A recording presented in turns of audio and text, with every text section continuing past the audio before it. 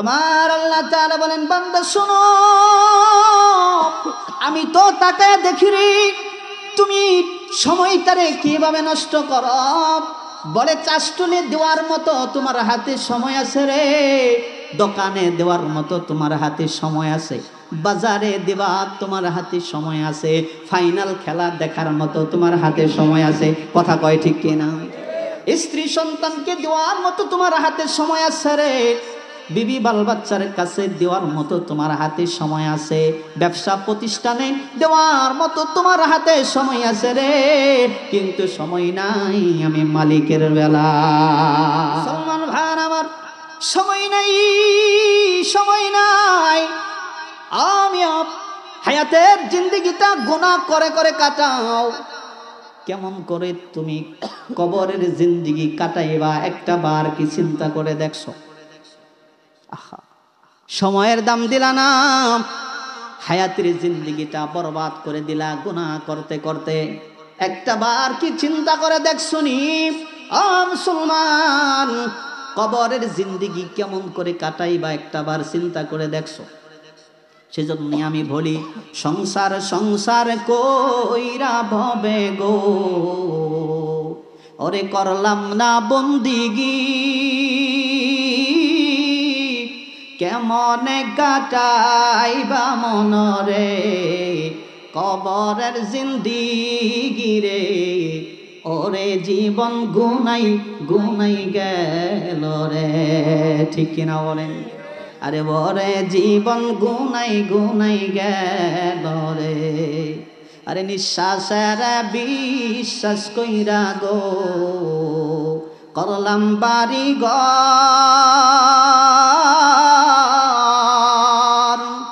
আরে নিঃশ্বাসের বিশ্বাস কইরা গো আরে করলাম বাড়ি ঘর।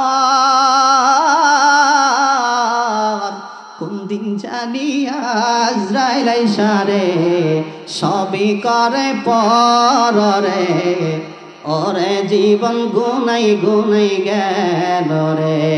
ঠিক কিনা বলেন? আমার সাথে বলেন, ওরে জীবন গুনাই গুনাই গেল রে। মুসলমান গুনাহ করতে করতে রে হায়াতের জিন্দেগিটা শেষ করে দিলা। একটা বার চিন্তা করে কোনোদিন দেখো নাই? ও মিয়া, আজকে যদি আমি আপনি মারা যাই, আমাদের নাম হয়ে যাবে লাশ। কথা বলেন ঠিক কি? নাম কি হয়ে যাবে? লাশ। আমি যেই মোহাব্বতে, যেই ভালোবাসায়, যেই সংসারের মায়ায় পড়ে সারাটা জিন্দেগি কাটাইয়া দিলাম আমার রবকে বলে, একটা বার চিন্তা করে দেখছো নি? তুমি আমি মারা যাওয়ার পরে আমাদের নাম হয়ে যাবে লাশ। একটা দিনের জন্য কিন্তু ঘরের ভিতরে রাখবে না। মুসলমান ভাইয়ের আমার, সেই জন্য সময়ের দাম দিতে হবে। 5 ওয়াক্ত নামাজ যদি মসজিদে সে জামাতের সাথে আদায় করতে পারি রে ভাই, সময়ের প্রতি লক্ষ্য রাখিয়া কিয়ামতের দিন আল্লাহ তাআলা তার জিম্মাতে জান্নাত পৌঁছায়া দিবে। সুবহানাল্লাহ। তাহলে ব্যবসার উপর ভরসা করা যাবে না, দোকানের উপর ভরসা করা যাবে না, ওরে ভাই গাবির উপর ভরসা করা যাবে না। একমাত্র ভরসা করতে হবে কার উপরে? আল্লাহ তাআলা বলেন, বান্দারে আমার উপর ভরসা করে ফজরের নামাজ পড়ে বান্দা তুমি যখন জমিনে হাঁটবা, ফজরের নামাজ পড়ে যখন তোমার দোকানের চাবিটা অন করে দিবা, দোকানের ভিতরে আমি আল্লাহ বরকত দিয়া বরফন করে দেব। বান্দারে তুমি সিএনজি চালাও, সিএনজির ড্রাইভার, বান্দা তুমি অটো চালাও, অটোর ড্রাইভার, ফজরের নামাজ পড়ার পরে বান্দারে গাড়িতে চাবি দিয়ে স্টার্ট করে দিবা, আমি আল্লাহ তাআলা তোমার ওই অটোর উপরে, সিএনজির উপরে বরকত ঢেলে দেব, ক্ষেতের উপরে বরকত ঢেলে দেব, দোকানের উপরে বরকত ঢেলে দেব। সুবহানাল্লাহ বলেন। কিন্তু ভরসা করা লাগবে কার উপরে? আল্লাহ। প্রিয় ভাইয়ার আমার, আরেকটু দিলের কান লাগায় কথাগুলো বোঝার চেষ্টা করেন। এই কুরআনুল কারীমের ধাম আছে না নাই? জোরে আওয়াজ দিয়া বলেন। কোরআন পড়লে শুধু আমার রব আল্লাহ তাআলা ঈমান ভাড়া দেয় এরকমটা না। আমার আল্লাহ তাআলা বলেন, বান্দা কোরআন পড়বি রে, ওয়া ইযা কুরিয়াল কুরআন ফাসতামিউ লাহু ওয়া আনসিতু লাআল্লাকুম তুরহামুন।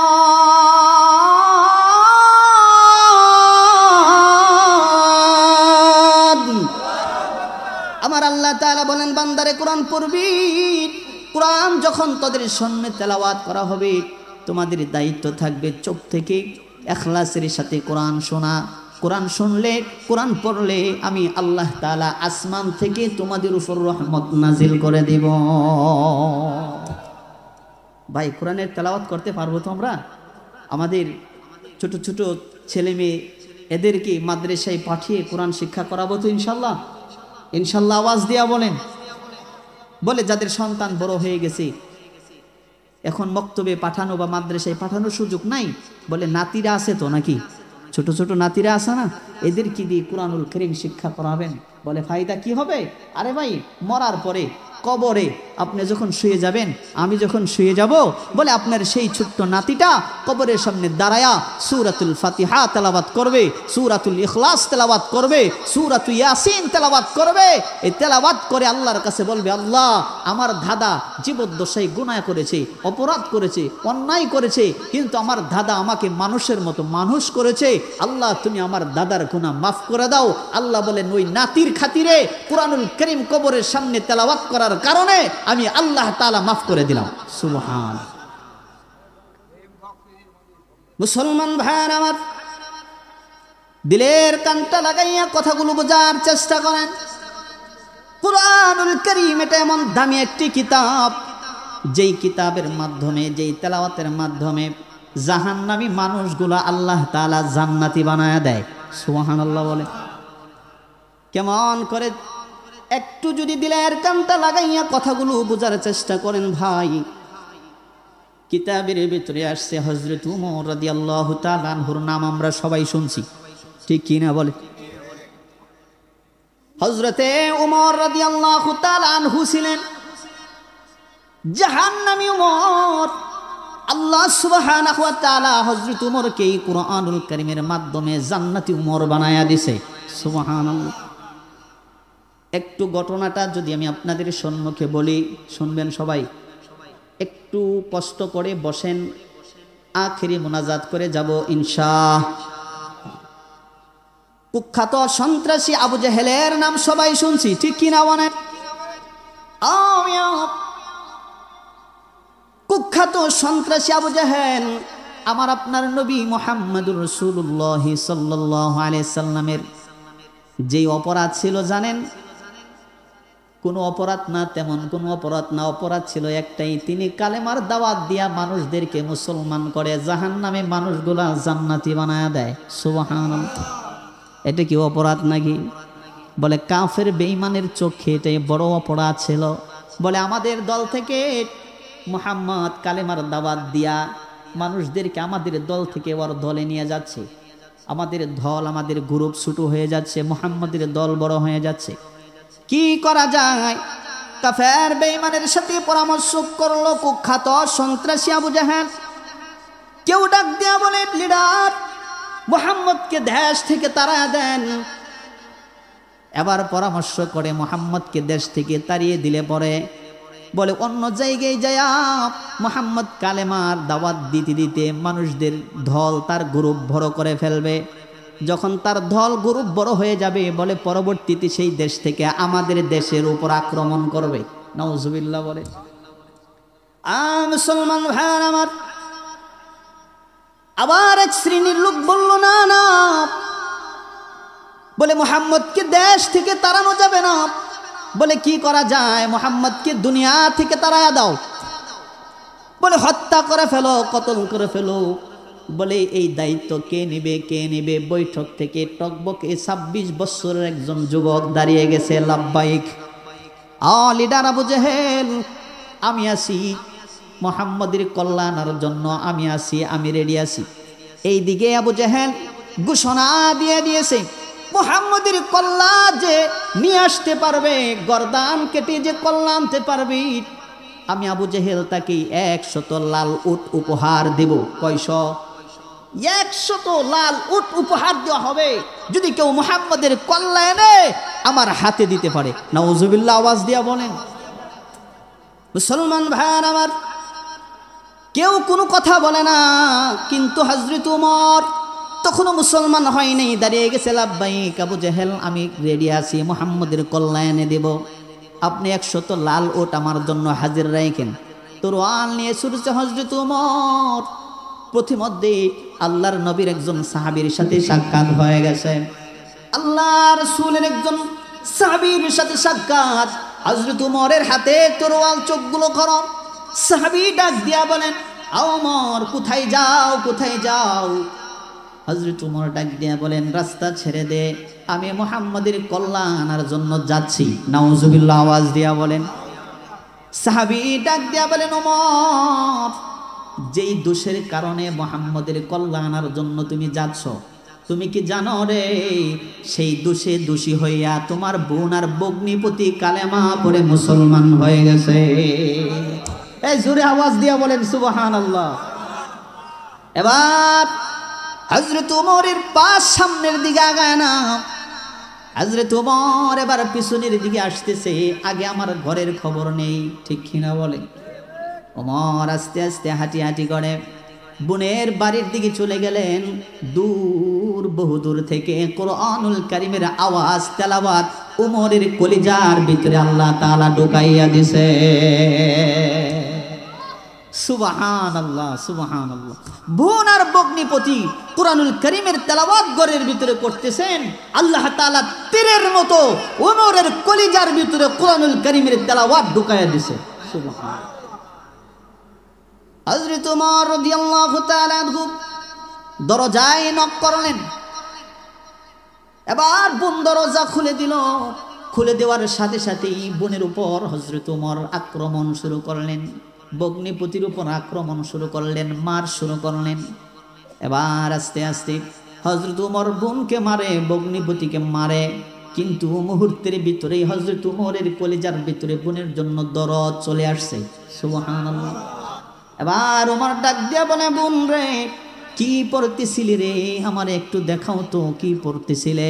বোন ডাক দিয়া বলেন, ভাইয়া তুমি তো নাফাক, কালেমা পড়ো নাই, মুসলমান হও নাই, কেমন করে আমার রব মালিকের কালামুল্লাহ শরীফ তোমার হাতে তুলে দেই? সুবহানাল্লাহ আওয়াজ দিয়া বলেন। হযরত ওমর ডাক দিয়া বলে, বোন রে আর দেরি করতে চাই না রে, জলদি করে আমাকে নিয়ে যাও মুহাম্মাদুর রাসূলুল্লাহ সাল্লাল্লাহু আলাইহি সাল্লামের দরবারে। আর জাহান্নামের কাতারে থাকতে চাই না, আমি ওমর কালেমা পড়ে মুসলমান হতে চাই। এইদিকে আস্তে আস্তে করে হযরত ওমর সেই রাসূল করিম সাল্লাল্লাহু আলাইহি সাল্লামের দরবারের দিকে আসতেছে। সারা মদিনায়, মক্কা মদিনায় খবর পৌঁছে গেছে। লিডার আবু জাহেলের কাছ থেকে ওমর বিদায় নিয়ে আসছে। মুহাম্মদুর রাসূলুল্লাহর কল্লা হাতে নিয়ে আবু জাহেলের সামনে রাখবে। রাখতে পারলে 100 লাল ওট উপহার দেওয়া হবে। সারা মদিনায়, মক্কা মদিনায় খবর হয়ে গেছে। এবার সাহাবীরা দূর থেকে দেখে রে হযরত ওমর আসে রাসূলের দরবারে। সাহাবায়ে কেরাম ভাবছিল এই তো বুঝি আমার রাসূলের কল্যাণ নেওয়ার জন্য মনে হয় আসতেছে। সাহাবী ডাক দিয়া বলেন, ওমর রে খবরদার আর সামনের দিকে আগাইতে পারবি না রে। আমাদের জীবন থাকতে ওমর, আমাদের শরীরে এক ফোঁটা রক্ত থাকতে আমার রাসূলের গায়ে আঘাত করতে পারবি না রে। জোরে বলেন সুবহানাল্লাহ। আল্লাহর নবী সাল্লাল্লাহু আলাইহি সাল্লাম সাহাবায়ে কেরামদেরকে ডাক দিয়ে বলেন, সাহাবীরা শুনো, ওমর আমাকে মারার জন্য আসে না রে। আল্লাহর রাসূল দোয়া করছিলেন, আল্লাহ আবু জাহেল নয় তো ওমরকে ইসলামের ছায়ায় আশ্রয় দান করো। সুবহানাল্লাহ বলেন। আল্লাহ তাআলা আল্লাহর রাসূল পয়গম্বরের দোয়া কবুল করেছেন। আল্লাহ তাআলা বলেন, পয়গম্বর আবু জাহেল ওমর কাকে আপনি পছন্দ হয়? আল্লাহর নবী বললেন, ইয়া রব, আপনি যাকে পছন্দ করেন তাকেই ইসলামের ছায়ার তলে আশ্রয় দান করেন, তবে আমার পছন্দ হলো হযরত ওমর। সুবহান, আমার পছন্দ কি? ওমর। আল্লাহ তাআলা তার দোয়া কবুল করছেন। আল্লাহ নবী সাল্লাল্লাহু আলাইহি সাল্লাম বললেন, সাহাবীরা রাস্তা ছেড়ে দাও, উমর আমাকে হত্যা করার জন্য আসে না, উমর আমাকে মারার জন্য আসে না, উমর কালেমা পড়ে মুসলমান হওয়ার জন্য আসতেছে। সুবহানাল্লাহ, এই আওয়াজ দিয়ে বলেন সুবহানাল্লাহ। প্রিয় ভাইরা আমার, কেন কেন এই কুরআনুল কারীমের হেদায়েতের নূর আল্লাহ তাআলা হযরত উমরের কলিজার ভিতরে দান করে দিয়েছেন। রব জাহান্নামী উমরকে জান্নাতি উমর বানিয়ে দিয়েছে। আল্লাহু আকবার। আরে মিয়া, সেই জন্যই তো বলি কোরআন পড়লে পরে ঈমান বাড়ায়া দেয় কে? আওয়াজ দিয়া বলেন কে? শুধু তাই না, কাফের বেঈমানদের স্লোগান ছিল লা তাসমাউ লিহাদাল কুরআন, কোরআন শোনা যাবে না। তাদের স্লোগান ছিল কোরআন শোনা যাবে না। কেন? বলে কোরআন শুনলে, কোরআন পড়লে ভিতরে ঈমান ঢুকে যায়, বলে জাহান্নামী মানুষ জান্নাতি হয়ে যায়। সুবহানাল্লাহ। বলে কাফের তো কোরআন শুনলে পরে বলে কাফেরও তিনি কালেমা পড়ে মুসলমান হয়ে যায়। সুতরাং কাফের বেঈমানদের স্লোগান ছিল লা তাসমাউ লিহাদাল কুরআন, কোরআন শোনা যাবে না। আজও আমাদের বাংলার জমিনে আছে না নাই? বলে কোরআনের মাহফিল হলে তাদের কানের সমস্যা, কোরআনের মাহফিল হলে তাদের কলিজায় আগুন ধরে যায়, কোরআন শুনলে পরে তাদের কলিজায় আগুন ধরে যায়। ঠিক কিনা? আওয়াজ দেয়া বলেন। কারণ তারা ভালো করেই জানে কোরআন পড়লে পরে আল্লাহ আসমান থেকে রহমত দান করে, কোরআন শুনলে পরে বলে কাফেরও তিনি কালেমা পড়ে মুসলমান হয়ে যায়। সুবহানাল্লাহ। কথা বুঝতেছেন? সুন্দর করে বুঝতেছেন? প্রিয় ভাইরা আমার, আল্লাহর নবী সাল্লাল্লাহু আলাইহি ওয়াসাল্লাম কোরআন দিয়ে সাহাবায়ে কেরামদের সম্মুখে যখন ওই কাফের যারা মুসলমান হয়েছিল না, আল্লাহর নবী কোরআন দিয়ে তাদের কাছে দাওয়াত পৌঁছে দিয়েছিলেন। যারা কোরআনকে গ্রহণ করেছিল জাহান্নামী মানুষ জান্নাতি হয়ে গেছিল। সুবহানাল্লাহ। বলে শুধু তাই না, বলে যারা ছিল বলে নারীদের সতীত্বের জম, ইজ্জতের জম, বলে নারী জাতি যাদের কাছে নিরাপদ ছিল না রে ভাই, কোরআন শুনে, কোরআন পড়ে, কোরআনের দাওয়াত গ্রহণ করার পরে ওই মানুষগুলো এত সভ্য হয়ে গেছে, বলে যারা ছিল নারীদের সতীত্ব ইজ্জতের জম, তারাই হয়ে গেছে নারীদের সতীত্ব এবং ইজ্জতের পাহারাদার। সুরে বলেন সুবহানাল্লাহ। সেজন্যই তাদের স্লোগান ছিল লা তাসমাউ লিহাদাল কুরআন, কোরআন শোনা যাবে না। আবু জেহেল, আবু সুফিয়ান, উতবা, সাইবা বলে তাদের জনগণকে তারা নিষেধ করতো ঠিকই, কিন্তু রাতের বেলায় চুপি চুপি যাইয়া মুহাম্মদ সাল্লাল্লাহু আলাইহি সাল্লামের কোরআনুল কারীমের তেলাওয়াত শুনতো। মনে হয় বুঝেন নাই? সুবহানাল্লাহ আওয়াজ দিয়া বলেন। বলে তাদের জনগণকে তারা নিষেধ করতো ঠিকই, কিন্তু বড় বড় লিডার যারা ছিল তারা রাতের বেলায় যাইয়া চুপি চুপি মুহাম্মদ সাল্লাল্লাহু আলাইহি সাল্লামের কোরআনুল কারীমের তেলাওয়াত শুনতো। সুবহানাল্লাহ। একদিন আবু জেহেল, আবু সুফিয়ান, উতবা, সাইবা তারা প্রতিদিন দৈনন্দিন রাত্রের বেলা এরকম করে কোরআনুল কারীমের তেলাওয়াত শুনে। যখন ফজরের আজান হয়ে যাবে এর আগে আগেই তারা যখন মুহাম্মদ সাল্লাল্লাহু আলাইহি সাল্লামের কোরআনুল কারীমের তেলাওয়াত শুনে আবার ঘুরে ফিরে আসতেছিল, চার লিডার যাইয়া চৌরাস্তার মাথায় যে ডুস খাইছে। কি খাইছে? ডুস খাইছে। চারজনের সাথে দেখা, তুই কই গেছিলি? ওমকানো। তুই কই গেছিলি? ওমকানো। হব্বনাশটা করছে।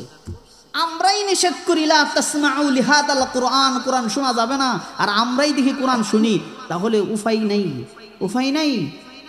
বলে জনগণ যদি জানতে পারে আমাদের লিডারগিরি তো যাবেই যাবে, সমস্যা আছে না নাই? জোরে বলেন। বলে লকডাউন, আজ থেকে আর কেউ যাইতে পারবা না। 140 দ্বারা জারি করছে। আবু জেহেল আইসা শুইছে, আবু সুফিয়ান শুইছে, উতবা, সাইবা শুইছে। আবু জেহেল মনে মনে কয় লকডাউন যেহেতু, লকডাউন বুঝেন তো, ওই যে করোনাকালীন সময় লকডাউন ছিল না, ঘর থেকে বাইরে হওয়া যাবে না। আবু জেহেল ভাবে কেউ তো যাবে না, লকডাউন দিছি, আজকে আমি একাই সুযোগ পাইছি, একাই যাবো। আবু সুফিয়ান সেও মনে মনে ভাবে কেউ তো যাবে না, আমি যাই। উতবা, সাইবা তারাও মনে মনে ভাবে কেউ তো যাবে না, আমি যাই, কারণ যেহেতু লকডাউন চলতেছে। কি ডাউন চলতেছে? লকডাউন। আবার রাত্রিবেলায় চুপি চুপি যায় কোরআন শোনে, ফিরে আসার সময় চার মাথার মধ্যে আবার ডোজ খাইছে। অব্যনাশটা করছে। খবরদার, আর যাওয়া যাবে না। অনেক লম্বা ঘটনা, আর যাওয়া যাবে না। আবার লকডাউন, আবারই তারা রাত্রিবেলা এইভাবে কোরআনুল কারীমের তেলাওয়াত শোনে। সুবহানাল্লাহ আওয়াজ দেয়া বলেন। মুসলমান ভাইয়ার আমার, আবু জাহেল আরবের বিখ্যাত কবি লাবিব ইবনে রবিকে হাজির করলেন। লাবিব ইবনে রবিকে হাজির করলেন। হাজির করে বলতেছেন, আরবের কবি মোহাম্মদ যে কোরআন পড়ে, মোহাম্মদের কোরআনের মতো আরেকটা ফটোকপি তোমাকে বানিয়ে দিতে হবে, হুবহু আরেকটা কোরআন। লাবিব ইবনে রবি ডাক দিয়া বলেন, আবু জাহেল লিডার, এটা আমার পক্ষে কোনো ব্যাপারই না, আমার পক্ষে ব্যাপারই না। কত কবিতা জিন্দিগিতে আবিষ্কার করলাম রে, মোহাম্মদ যে কোরআন পড়ে তদরূপভাবে আমি আরেকটা কোরআন বানিয়ে দিতে পারবো, সমস্যা নাই, কিন্তু ফটোকপি দিতে হবে। কি দিও লাগবো? ফটোকপি দিতে হবে, ফটোকপি দাও। আবু জাহেল ডাক দিয়া বলেন, ফটোকপি তো আমার হাতে নাই রে, ফটোকপি প্রয়োজন হলে মুহাম্মাদের কাছে যাওয়া লাগবে। সুবহানাল্লাহ আওয়াজ দিয়ে বলেন। এবার লাবিব ইবনে রবি আবু জাহেল, মক্কার শ্রেষ্ঠ লিডাররা মুহাম্মদ সাল্লাল্লাহু আলাইহি সাল্লামের কাছে হাজির হয়ে গেছে। আবু জাহেল ডাক দিয়া বলেন, বাতিজা, তুমি যে কোরআন পড়ো, তুমি যে কোরআনুল কারীমের তেলাওয়াত করো, আরবের সবচেয়ে বড় কবি লাবিব ইবনে রবিকে আমি নিয়ে আসছি, তোমার কোরআনের মতো আরেকটা ডুপ্লিকেট কোরআন বানিয়ে দিবে, স্যাম্পলটা দাও। কথা বুঝেন নাই? কে দাও, কে দাও? স্যাম্পলটা দাও। আল্লাহর নবী সাল্লাল্লাহু আলাইহি ওয়াসাল্লাম পুরা কোরআনুল কারীম দেন নাই, বড় কোন সূরাও তাদেরকে পড়ে শোনায় নাই। আল্লাহর নবী সাল্লাল্লাহু আলাইহি ওয়াসাল্লামের কোরআনুল কারীমের সবচেয়ে ছোট একটি সূরা সূরাতুল কাউসার তাদের সামনে তেলাওয়াত করলেন। লাবিব ইবনে রবিকে দিলেন, বলেন, ইন্না আ'তাইনাকাল কাউসার ফাসাল্লি লিরাব্বিকা ওয়ানহার ইন্না শানিআকা হুয়াল আবতার। আল্লাহু আকবার। আল্লাহর নবী সূরাতুল কাউসার তেলাওয়াত করে শুনাইলেন। লাবিব ইবনে রবি আর দেরি করেন নাই, সঙ্গে সঙ্গে কালেমা পড়ে মুসলমান হয়ে গেছে। আবু জাহেল ডাক দিয়া বলেন, লাবিব, আনলাম কিসের জন্য, করলা কি? আনলাম তোমাকে ডুপ্লিকেট কোরআনুল কারীম বানানোর জন্য, আর তুমি কালেমা পড়ে মুসলমান হয়ে গেলা। লাবিব ইবনে রবি ডাক দিয়া বলেন, ও আবু জাহেল, মুহাম্মদ যে কোরআনুল কারীম তেলাওয়াত করছে, আমি বুঝতে পারছি রে, এটা মুহাম্মদের বানানো রচিত কোনো কোরআনুল কারীম না, এটা আল্লাহর পক্ষ থেকে আসছে। তাই দেরি করলাম না, দেরি করলেই সমস্যা, বেজাল আছে। তাই কালেমা পড়ে মুসলমান হয়ে জান্নাতি দলের ভিতরে ঢুকে গেলাম। নারে তাকবীর, সুবহানাল্লাহ বলেন। প্রিয় ভাই আমার, সেই জন্যই কোরআনুল কারীমের দাম আছে না নাই? আওয়াজ দিয়া বলেন। আল্লাহ সুবহানাহু ওয়া তাআলা সূরাতুল ফাতিহার 29 নম্বর আয়াতের ভিতরে এই কথাটাই আমাদেরকে জানিয়ে দিয়েছেন, ইন্নাল্লাযীনা ইয়াতলুনা কিতাবাল্লাহ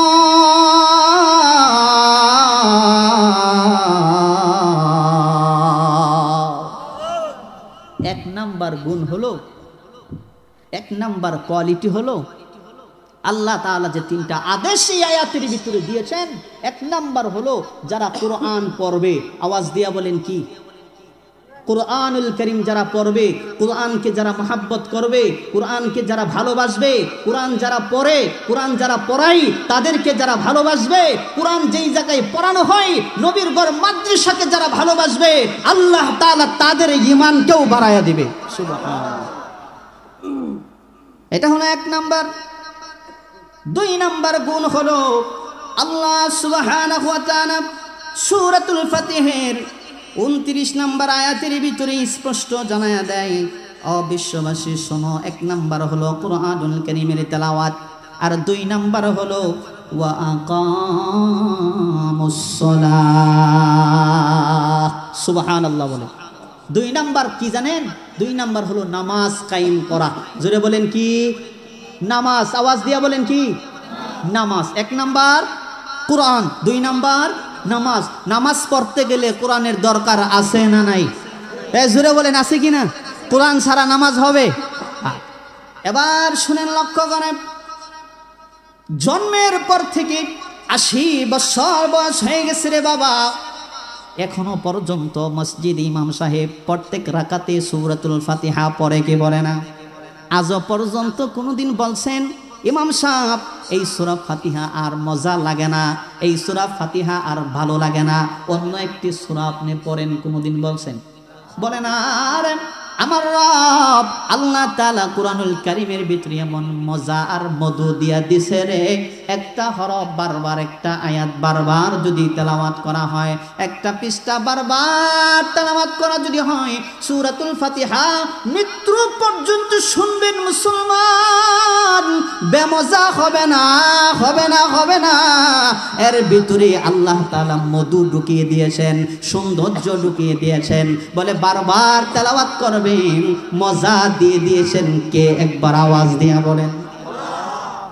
মুসলমান ভাইরা আমার, সেই জন্যই তো বলি নামাজ পড়তে গেলে কুরআনুল কারীমের দরকার আছে না নাই?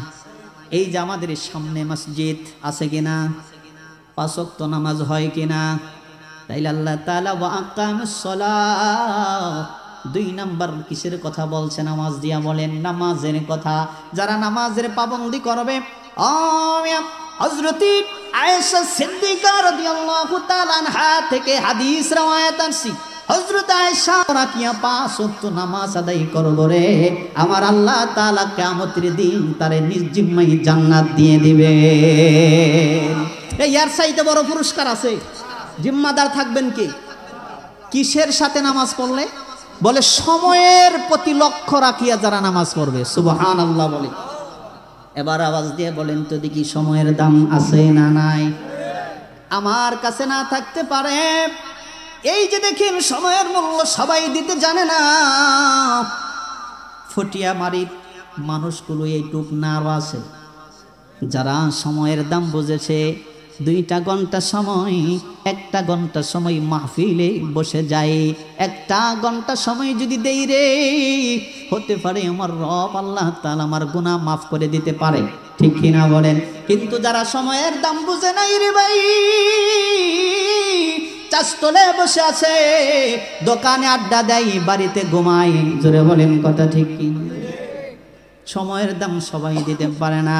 সেই জন্যই বড়রা বলেন, ও মুসলমান, সময়ের মূল্য দিতে শিখো রে, সময় তোমারে দামি বানাইয়া আল্লাহর জান্নাতি বানাইয়া দিবে। সময়ের মূল্য দাও, সময়ের গুরুত্ব বুঝো, সময়ের দাম তুমি দিবা, সময় তোমারে জান্নাতি বানাইয়া দিবে। কিন্তু সময়ের দাম বুঝি না। আজকে যদি বলা হয় এই মসজিদে এশার আজান হয়, ফজরের আজান হয়, মাগরিবের আজান হয় কি হয় না? যদি বলি বাবারে আসো না চাষতল থেকে, এই যে মাগরিবের আজান হয়ে গেছে, 3 রাকাত ফরজ নামাজ জামাতে পড়ে আসি, বলে সময় নাই। কথা কয় না, সময় নাই রে, সময় নাই। কিন্তু আমার মালিক ডাক দিয়া বলেন, বান্দারে সময় নাই তোমার হাতে, সময়ের দাম তুমি বুঝলা না, সময়ের মালিক তো তুমি না রে বান্দা, সময়ের মালিক হলাম আমি আল্লাহ। ঠিক কিনা বলেন? আমার আল্লাহ তাআলা বলেন, বান্দা শোনো, আমি তো তাকায় দেখি রে তুমি সময়টারে কিভাবে নষ্ট করো।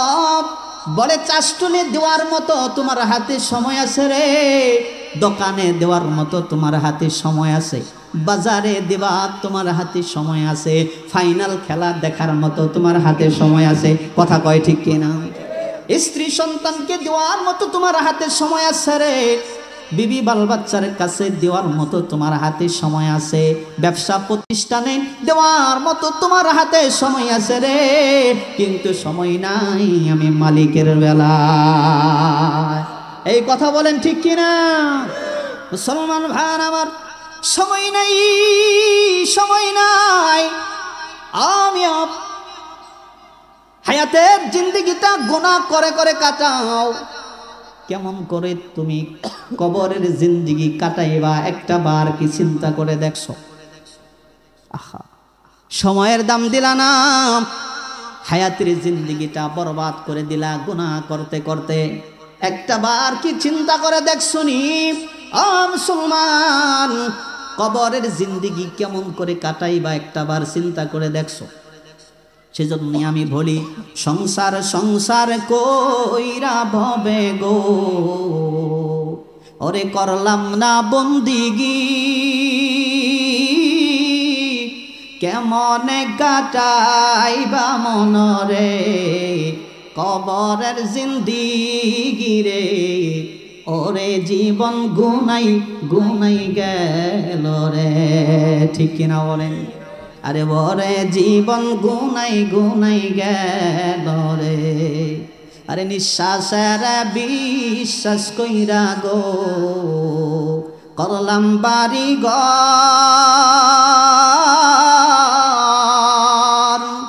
আরে নিঃশ্বাসের বিশ্বাস কইরা গো আরে করলাম বাড়ি ঘর, কোন দিন জানি আজরাইল আইসা রে সবই করে পরে, ওরে জীবন গুনাই গুনাই গেল রে। ঠিক কিনা বলেন? আমার সাথে বলেন, ওরে জীবন গুনাই গুনাই গেল রে। মুসলমান, গুনাহ করতে করতে হায়াতের জিন্দেগিটা শেষ করে দিলা, একটা বার চিন্তা করে কোনোদিন দেখো নাই? ও মিয়া, আজকে যদি আমি আপনি মারা যাই, আমাদের নাম হয়ে যাবে লাশ। কথা বলেন ঠিক কি? নাম কি হয়ে যাবে? লাশ। আমি যেই মোহাব্বতে, যেই ভালোবাসায়, যেই সংসারের মায়ায় পড়ে সারাটা জিন্দেগি কাটাইয়া দিলাম আমার রবকে বলে, একটা বার চিন্তা করে দেখছো নি? তুমি আমি মারা যাওয়ার পরে আমাদের নাম হয়ে যাবে লাশ। একটা দিনের জন্য কিন্তু ঘরের ভিতরে রাখবে না। কথা বলেন ঠিক কিনা? রাখবে? রাখবে? 1 ঘন্টার জন্য ঘরে রাখবে? জলদি করে বাহির করো। লাশ হয়ে গেছে, মারা গেছে, লাশ হয়ে গেছে, আমার আপনার নাম হয়ে যাবে কি? লাশ। বাহির করো। মুসলমান ভাইয়ার আমার, সেই জন্যই সময়ের দাম দিতে হবে। 5 ওয়াক্ত নামাজ যদি মসজিদে সে জামাতের সাথে আদায় করতে পারি রে ভাই, সময়ের প্রতি লক্ষ্য রাখিয়া কিয়ামতের দিন আল্লাহ তাআলা তার জিম্মাতে জান্নাত পৌঁছায়া দিবে। সুবহানাল্লাহ। আমরা কি চাই যে আল্লাহ তাআলা কিয়ামতের দিন রব আমাদের জন্য জিম্মাদার হোক? আমরা কি চাই সবাই? কে কে চাই? 2 কানে হাত তুলে দেখান তো। নারে তাকবীর। আওয়াজ হয় নাই জোরে। নারে তাকবীর, নারে তাকবীর। আল কোরআনের আলো আল্লাহ কবুল করুন। জোরে বলেন আমিন। প্রিয় ভাইয়েরা আমার, আমাদের পরকালের জিন্দেগিতে আমরা তো সবাই জান্নাত চাই, চাই কি না বলেন? তাও আল্লাহ তাআলা নিজ জিম্মায় জান্নাত দিবে সময়ের প্রতি লক্ষ্য রাখিয়া যারা নামাজ পড়বে। জোরে বলেন সুবহানাল্লাহ। প্রিয় ভাইয়েরা আমার, একটা বার লক্ষ্য করে কথাগুলো বোঝার চেষ্টা করেন। এই যে ফজরের আজান হয় মসজিদে, কানের ভিতরে আজানের ডাক আসে কি আসে না? আরে মিয়া, আমরা তো ঘুমাই রে ভাই। বনের পশু পাখিরা আমার মাওলাকে ডাকে, মাওলার নামের জিকির করে। সুবহানাল্লাহ বলেন। ও মিয়া, খাঁটি মুমিন তো সেই ব্যক্তি, খাঁটি ইমানদার তো সেই ব্যক্তি, খাঁটি মুসলমান তো সেই ব্যক্তি। বলে মসজিদ থেকে আল্লাহু আকবারের আজানের আওয়াজ কানের ভিতরে আসবে রে ভাই, নামাজের জন্য যদি টেনশন মনে হয়, নামাজ আমাকে পড়া লাগবে, নামাজ আমাকে পড়া লাগবে, বলে আজান হয়ে গেছে নামাজের জন্য টেনশন মনে হয়, বুঝে নিবেন রে ভাই এটাই হলো খাঁটি মুমিন। এটাই কি খাঁটি মুমিন। সুবহানাল্লাহ আওয়াজ দিয়ে বলেন না। আমি ফজরের সময় আল্লাহু আকবারের আওয়াজ কানের ভিতরে আসে, আসে কি আসে না? খাঁটি মুমিন যারা বিছনায় ঘুমিয়ে থাকবে না, চাষটলে বসে থাকবে না, ঠিক কিনা বলেন? নামাজের জন্য টেনশন মনে হবে, মসজিদে চলে আসবে। তুমি আমি তো ঘুমাই রে ভাই, বনের পশু পাখিরা আমার মাওলার নামের জিকির করে আর আমার মাওলাকে ডাকে আর বলে উঠো মুমিন মুসলমান ঘুমায় না, আমরা পশু পাখি জেগে করি জিকির মাওলা। সুবহানাল্লাহ বলেন না। আমি আর তুমি আমি তো ঘুমাই, বনের পশু পাখিরা ঘুমায় না, আমার মাওলার নামের জিকির করে আর মাওলার ডাকে। সুবহানাল্লাহ। আর কি বলে আমার সাথে বলেন, উঠো মুমিন মুসলমান ঘুমায় না, আমরা পশু পাখি জেগে করি জিকির মাওলার। সুবহানাল্লাহ। পশু পাখি গাছের ডালে ডাকে বারবার, রোজ হাসরে নিদান কালে মানুষ, রোজ হাসরে নিদান কালে মানুষ কেমনে হইবা পার। জোরে বলেন মারহাবা। মুসলমান ভাই আমার, আমি আপনি তো ঘুমাই, বনের পশু পাখিরা ঘুমায় না, ঘুমায় না, ঘুমায় না। সেই জন্যই তো বলি মুসলমান, খাঁটি মুসলমান, খাঁটি ইমানদার, খাঁটি মুমিন তো সেই ব্যক্তি বলে আল্লাহু আকবারের আওয়াজ কানে আসার পরে আর ব্যবসায়ী বসে থাকবে না, চাষটলে বসে থাকবে না, দোকানে থাকবে না, বাজারে থাকবে না। সুবহানাল্লাহ বলেন। আমরা কি পারবো আজান হয়ে যাওয়ার পরে মসজিদে আসতে পারবো তো? পারবো তো সবাই? পারবো তো? আমি ছোট্ট করে একটা ঘটনা বলেই শেষ করে দিব। আছেন তো? শেষ মুনাজাত করে যাবেন, ওয়াদা করছেন, কেউ যাবেন না। বাদশাহ হারুনুর রশিদকে আমরা দেখি নাই কোনো দিন, কিন্তু তার নাম আমরা অনেকেই শুনছি, ঠিক কিনা বলে? বাদশাহ হারুনুর রশিদের একজন গোলাম ছিল নওয়াজ। নাম কি? নওয়াজ। একটু লক্ষ্য করে কথা শোনেন, পর্দার মা গো, দিলের কান্তা লাগাইয়া একটু কথা বুঝার চেষ্টা করেন। বাদশাহ হারুনুর রশিদের গোলাম নওয়াজ একদিন বাদশাহ সফরে কোথাও বাহির হবে, বাদশাহর সামনে গোলাম নওয়াজ দাঁড়িয়ে দেন, 2 রাকাত নামাজ পড়ে মালিকের কদমে সেজদা দিয়া একটু শুকরিয়া আদায় করে লই। সুবহানাল্লাহ। বলে বাদশাহ যেমন তার গোলামও তেমন। সুবহানাল্লাহ বলে। অনুমতি দিয়া দিল। কাছেই ছিল মসজিদ, মসজিদে চলে গেলেন নওয়াজ। আল্লাহু আকবার বলে নামাজে দাঁড়ায় গেছে রে ভাই। বলে নামাজ কখন শেষ হবে এই খেয়াল তার নাই, কারণ নামাজের মজা সেই বুঝে রে যে নামাজের মর্ম যার দিলের ভেতরে আছে, ঠিক কিনা বলেন? বলে নামাজ যে বুঝতে পারছে, চিনতে পারছে, বলে একটা এক একটা সেজদা কত মজা, আহা এক একটা সেজদা কত মজা। আল্লাহর নবী সাল্লাল্লাহু আলাইহি সাল্লামের কাছে একজন সাহাবী যা বলেন, নবী গো, ওগো নবী, বান্দা আল্লাহর নিকটবর্তী কখন হয়?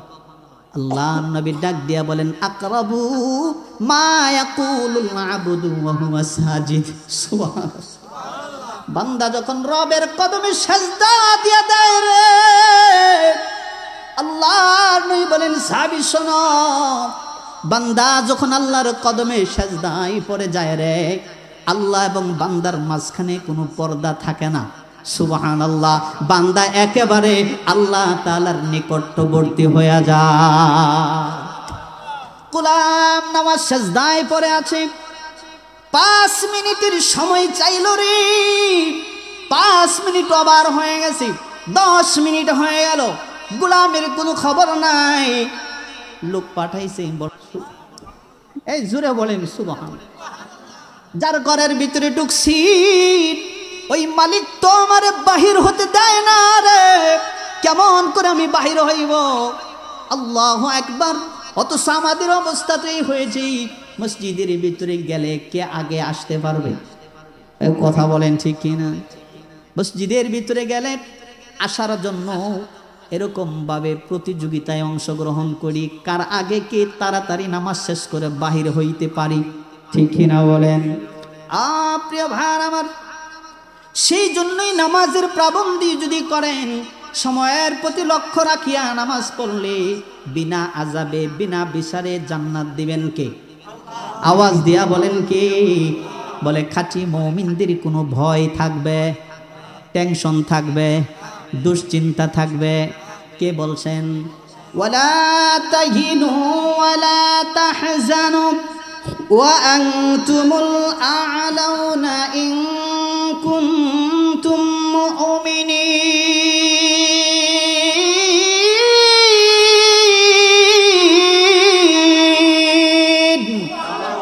ওয়ালা তাহিনু ওয়ালা তাহজানু, কোনো ভয় নাই, কোনো চিন্তা নাই, কোনো টেনশন নাই। যদি মুমিন হও, আমি আল্লাহ তাআলা তোমাদেরকে সাহায্য করব। সুবহানাল্লাহ। শুধু তাই নাই রে বাবা, আল্লাহ তাআলা বলেন, বান্দা শুনো, ওয়া কানা হাক্কান আলাইনা নাসরুল মুমিনিন।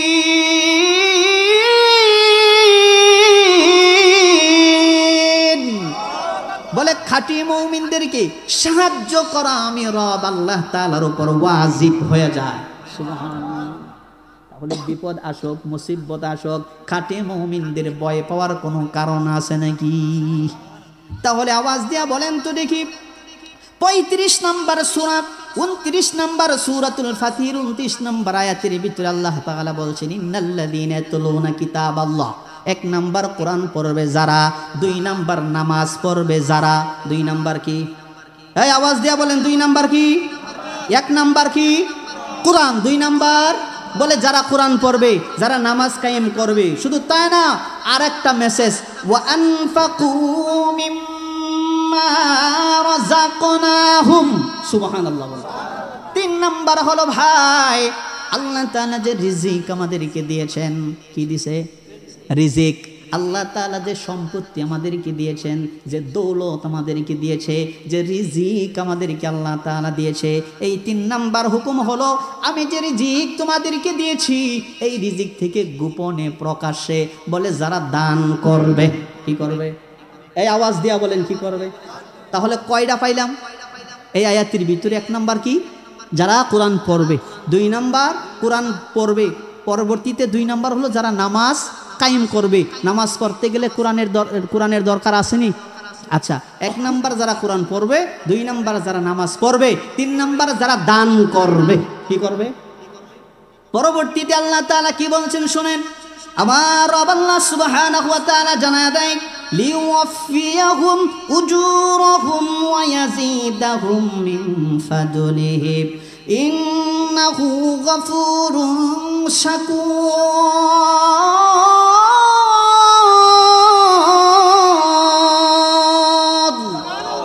আল্লাহ সুবহানাহু ওয়া তাআলা এই 3টা কাজ করার বিনিময়ে, 3টা বৈশিষ্ট্য মানার কারণে, 3টা আদেশ মানার কারণে আমার আল্লাহ সুবহানাহু ওয়া তাআলা বলেন, বান্দারে পরিপূর্ণ প্রতিফল আমি আল্লাহ তোমাদেরকে দান করব।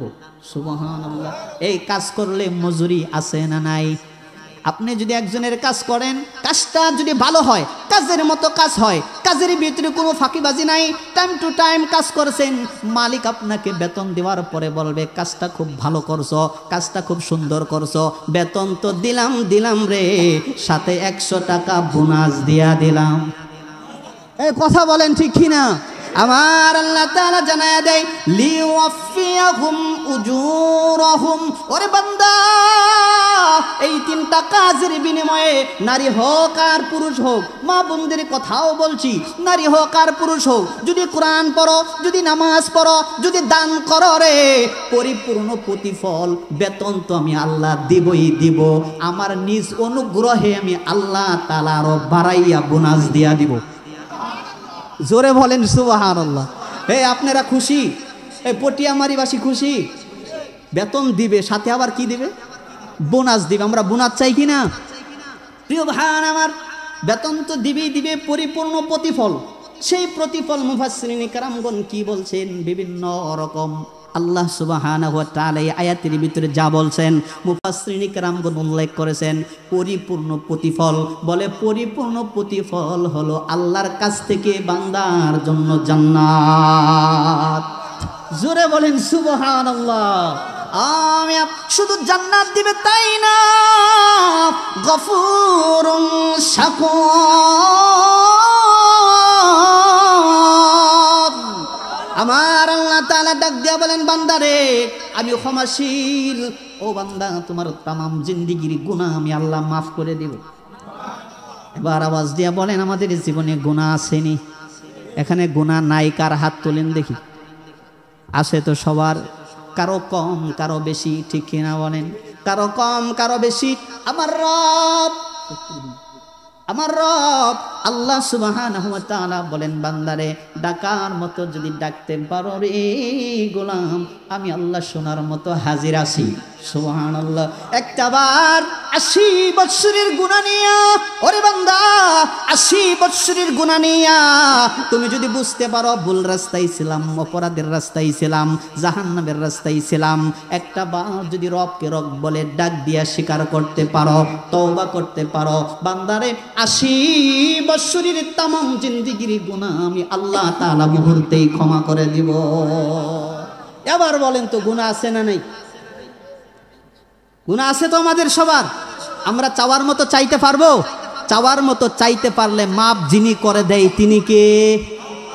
2 রাকাত নামাজ পড়ে, গভীর রজনীতে তাহাজ্জুদের নামাজ পড়ে, 2 রাকাত নামাজ পড়ে মালিকের কদমে সিজদা দিয়া একটা বার যদি আল্লাহকে ডাকতে পারি, আল্লাহ, হয় নাই জোরে ডাক দেন আল্লাহ, দরদ মাখা কণ্ঠে আল্লাহ, আল্লাহ, ও গো আল্লাহ, ক্ষমা করে দাও, মাফ করে দাও। বলেন সবাই, ক্ষমা করে।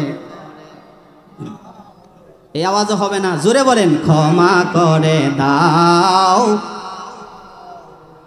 আল্লাহ। জোরে, এখন শেষ হয়ে যাবে, জোরে আওয়াজ দিয়া। বাহিরে যারা আছেন প্যান্ডেলের ভিতরে বসে যান, মুনাজাত হয়ে যাবে, জোরে আওয়াজ দিয়ে আল্লাহকে ডাকেন। গুনাহ মাফের উদ্দেশ্য করে যাদের গুনাহ আছে তারাই মাত্র আওয়াজ দিয়া বলবেন, যারা কথা না বলবেন বুঝবো তার গুনাহ নাই। আওয়াজ দিয়া বলেন, আল্লাহ, ও গো আল্লাহ, ক্ষমা করে দাও। মাশাআল্লাহ, জোরে, ক্ষমা করে দাও। যতদিন দেহে জীবন বিনা বাঁচিবে, সুপথে চালাও, মাফ করে দাও। বলেন, সুপথে চালাও আল্লাহ, ও গো আল্লাহ, ক্ষমা করে দাও, মাফ করে দাও। বলেন, ক্ষমা করে। আমিন, জোরে বলেন। আল্লাহ যেন কবুল করেন। ভাই, এর চাইতে বড় পুরস্কার আর কিছু হতে পারে না। যদি মালিক আমাকে মাফ করে দেয়, কোন মরণের পরেই জান্নাতের ঘ্রাণ, জান্নাতের নিয়ামত আমার কাছে চলে আসবে। সুবহানাল্লাহ। আল্লাহর নবীও বলেন যে কবরটা, আল কবরু রৌজাতুম মিন রিয়াজিল জান্নাহ, বলে যার গুনাহ থাকবে না, বলে আল্লাহ তার কবরটা জান্নাতের বাগান বানিয়ে দিবে। সুবহানাল্লাহ। সেজন্য ভাইরা আমার, এই 3টা আদেশ মানতে পারবো তো আমরা? কোরআনুল কারীম তেলাওয়াত করব, বলেন ইনশাআল্লাহ। 5 ওয়াক্ত নামাজ পড়বো, বলি ইনশাআল্লাহ। আল্লাহ তাআলা যা রিজিক আমাদেরকে দিয়েছেন, এই রিজিক থেকে সবটুকুন দেওয়ার প্রয়োজন নাই, যতটুকুন আপনার সাধ্যে কুলায় এই রিজিক থেকে গোপনে প্রকাশ্যে আল্লাহর রাস্তায় দান করব ইনশাআল্লাহ। আওয়াজ দিয়া বলেন